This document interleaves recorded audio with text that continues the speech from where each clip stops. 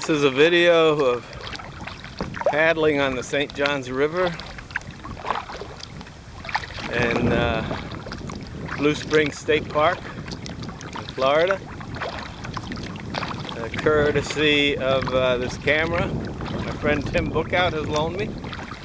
I don't know if the audio is coming in or not. I'm going to try a little side channel here. It looks like it might have some potential. Just flushed an egret off on the right. It's kind of late in the evening, around 6 o'clock, and it's overcast. In fact, might get some rain. So the light, not the greatest here. But we'll see what we find down here. I paddled this area yesterday and saw several alligators as well as wading birds. Vegetation's pretty thick, as you can see. Water lilies and I think water hyacinth, which is invasive. But looks like we can get through here. That's good. Very quiet. One good thing about going out in the evening, nobody else on the water. Usually the river is a pretty busy spot during the day with tour boats and canoes and kayaks.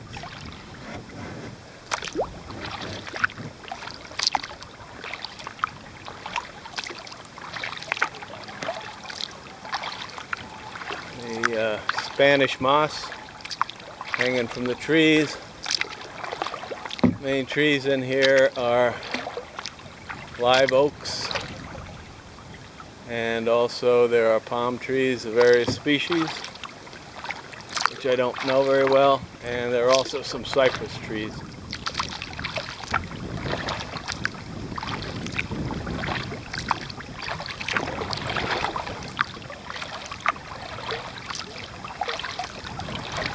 This is a good area for red-shouldered hawks, barred owls, many of the wading birds, egrets, great blue herons. Yesterday I was within 3 or 4 feet of an immature little blue heron while I was paddling. Bird was very unconcerned.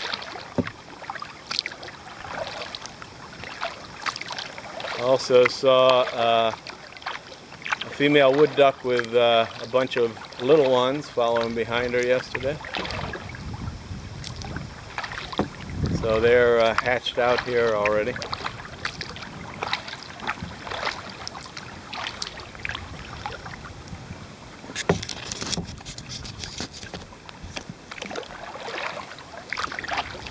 Adjusted the camera to try and get a little less of the kayak in here. So it's aimed a little to the right.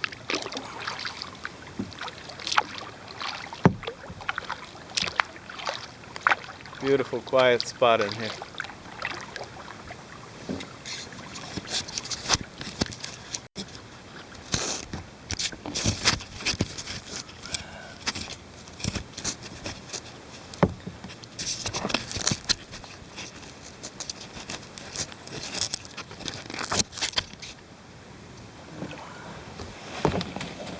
Up close and personal with the riverbank. Fortunately, no gator there.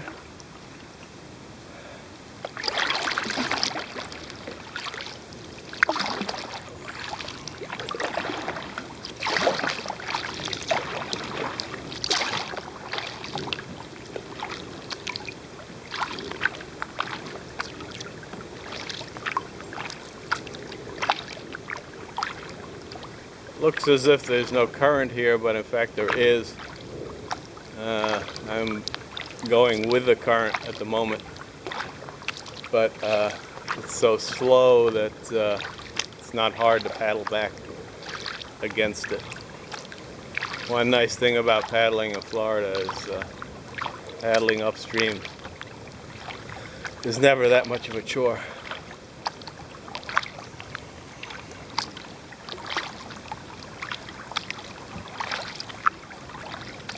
sort of clinging ivy vine on the right here is also an invasive, I believe. I'm not sure what plant it is, but it's not native. Many invasive plants in Florida that sort of take over in the water and out of the water. This is also an area, there's a kingfisher. I don't know if that showed up. Kingfisher just went across and back past me.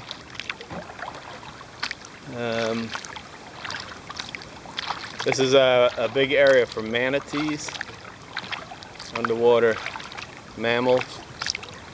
In the winter, earlier in the winter when the water's colder, they really congregate in this area. There's a spring from which the park gets its name, Blue Spring, that flows into the St. Johns River here. And the manatees come up into the spring when it's cold, especially at night. But things have warmed up enough now, this is the end of March, that they've dispersed. I did see one yesterday. It came up, put its nose up right next to me.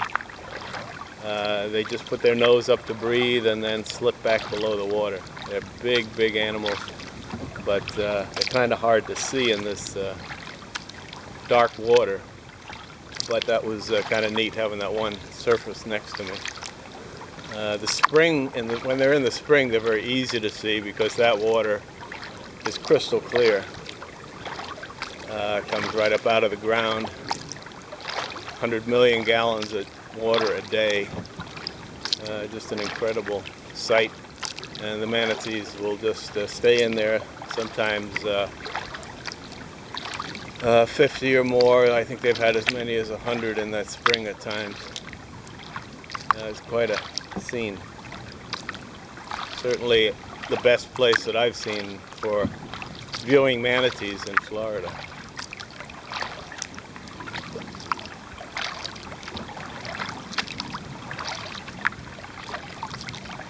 Not sure how deep the water is here. Probably not very deep. And also I'm not sure about what this channel is. It's possible that this actually was constructed by humans back in the early days of the settlement of Florida, because the park was sort of a shipping point for materials from the area. Ooh, something big just swirled underneath me there. I think a fish. One of the materials being the cypress trees, and I think this may have been a constructed channel to get the trees and other materials out to the main river, where they could have been transported to the ocean. But I'm not sure of that. It's just, it's fairly straight and kind of a consistent width, which makes me think it was built. But in any case, it's not used for that anymore. It makes for a very nice paddle.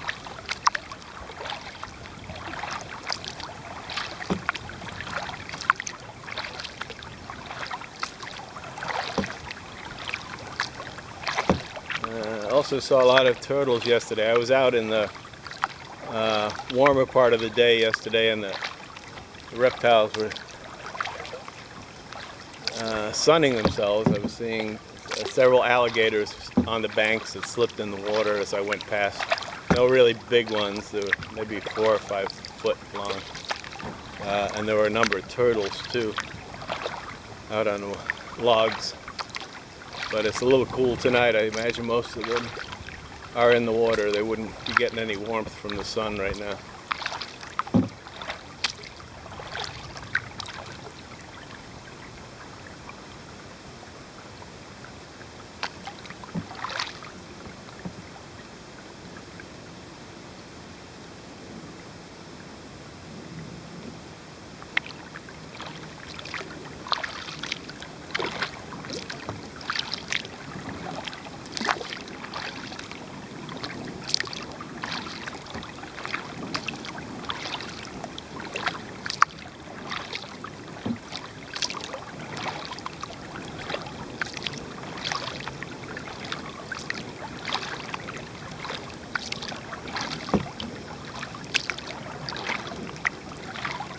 I believe that probably the birds too have gone to roost, but since it's getting dark,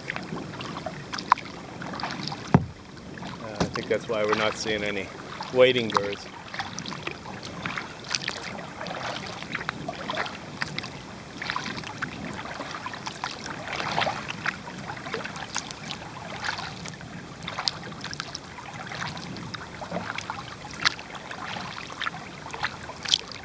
What appears to be land on the sides is really flooded swamp here. I can see in through the trees there's still water, so really it would be difficult to land here if you had to get out.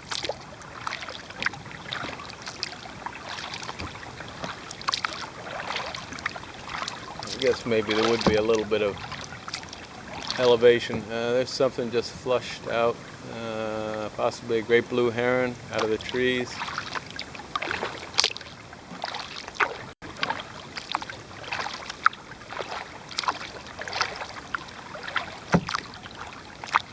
Where I was paddling yesterday was a channel much like this, but a different spot. And it had what appeared to be spoil piled up along the sides that had made, dry land, and which is another reason why I think these may be dredged channels. But here I don't really see much of that. It looks to be more flat, so possibly this is more natural.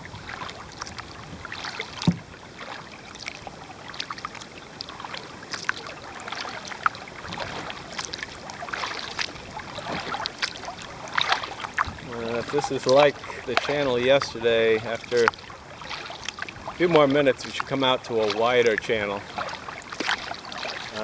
which I believe is also part of the river.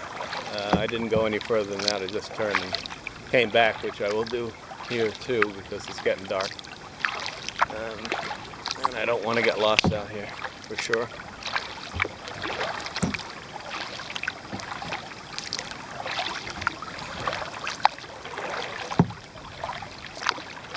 Yeah, the other channel was narrower than this also. More overhanging branches, more fallen trees to have to navigate around. It was possible to do it, to get through. But this is more open. I would think that powerboat might be able to come through here, which could not have done the other channel.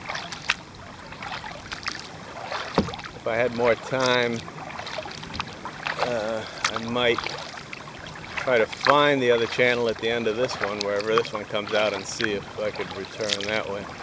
But again, it's getting a little late, so I don't want to be out here in the dark.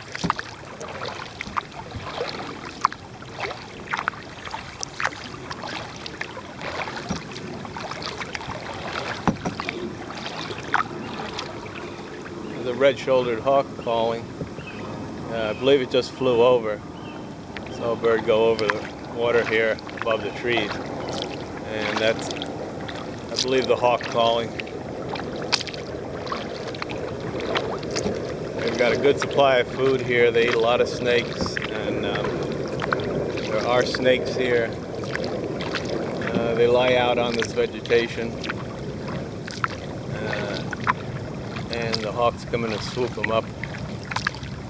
Several times since I've been in Florida, I've seen red-shouldered hawks with carrying snakes. In fact, one campground we stayed in,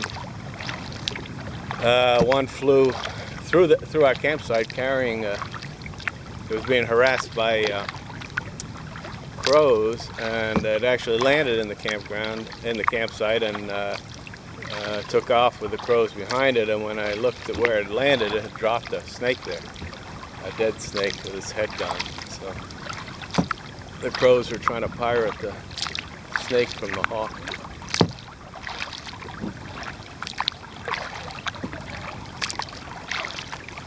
Over here on the right are some cypress knees coming out. These strange looking tower looking structures. And those are how the cypress trees, which grow in the water, how they get oxygen. So.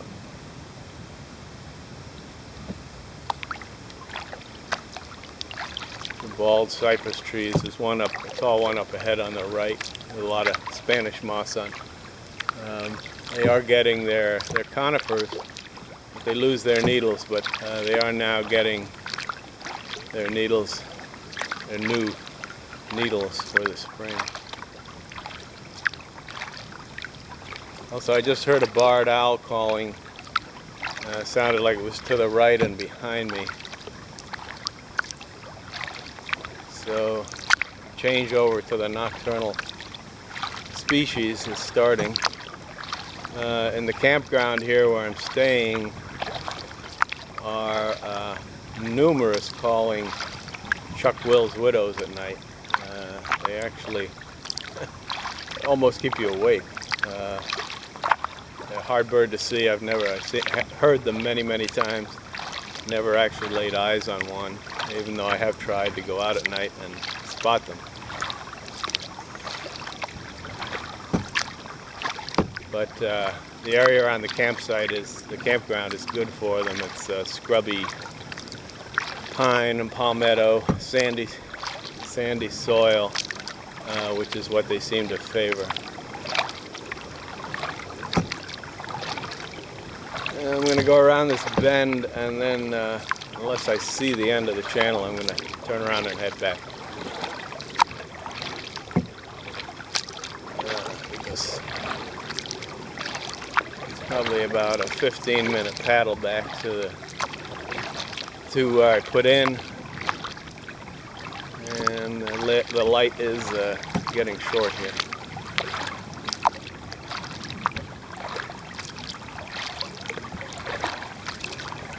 It's a lovely time to be out though, very placid and quiet.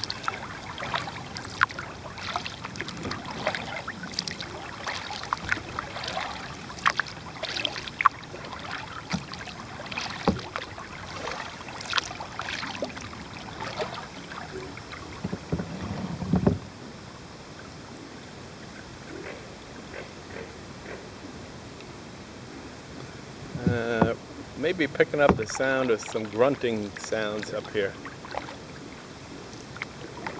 which I believe are pig frogs.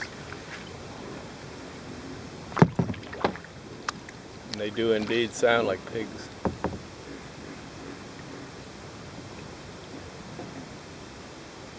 At least that's what I think they are.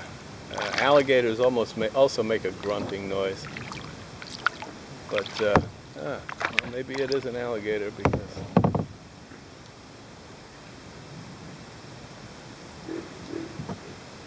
no, I think they're frogs. I thought I saw an alligator.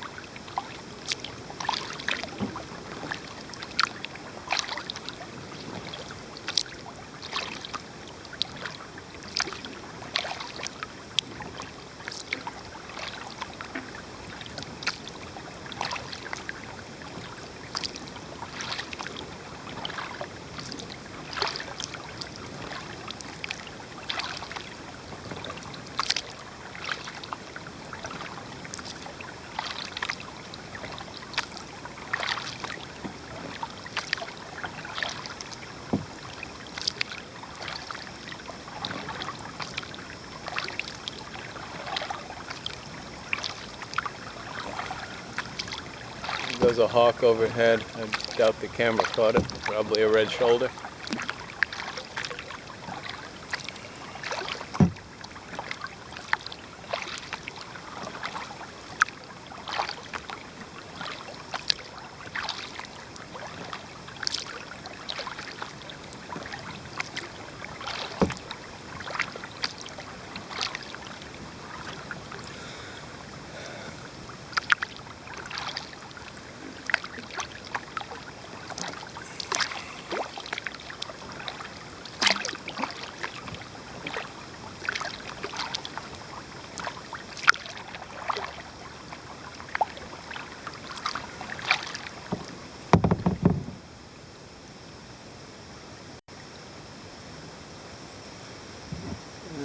It's possible we might be approaching that bigger channel up here, so I'll give it a little bit longer. See what we find.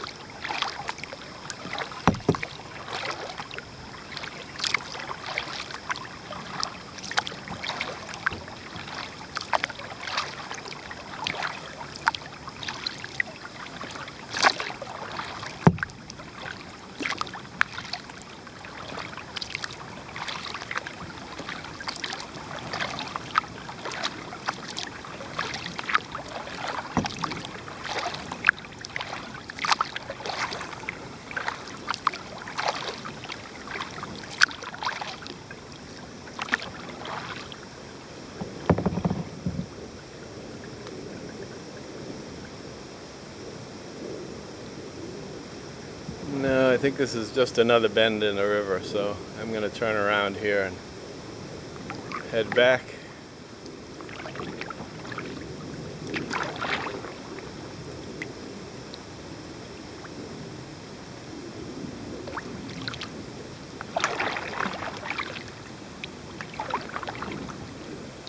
Maybe able to see the current here, just drifting with the current now, the vegetation that's floating next to the boat. Slowly going downstream.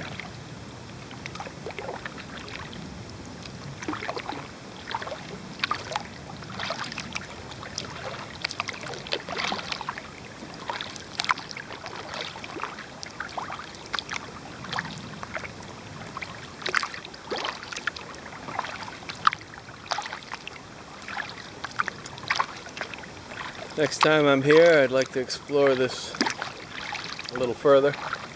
See if I could figure out a loop to do this channel and the other one. Make a nice paddle of a couple of hours. Another consideration is that the water is quite high. The water level, the entire state water level is high. So that could affect the ability to paddle in these narrower places. This one I suspect could be paddled even in lower water. The other channel, low water might make it impassable. I didn't have to get out and move the kayak in the other channel, but I did drag over some logs. Just skidded over them below the surface, so if the water was lower, they could have been a problem.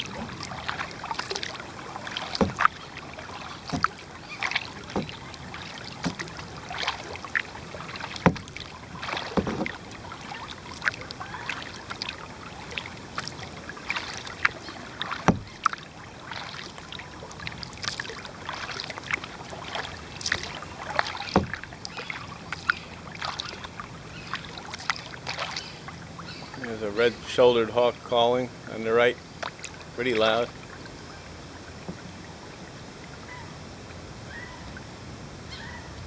Also a limpkin.